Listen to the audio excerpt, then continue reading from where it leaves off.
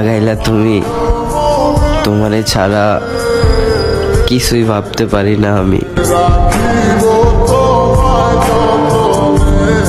ওরে মন ভাঙা তোর মনের স্বভাব জানতাম যদি আগে, এমন করে পড়তাম না তোর মিথ্যা প্রেমের দাগে।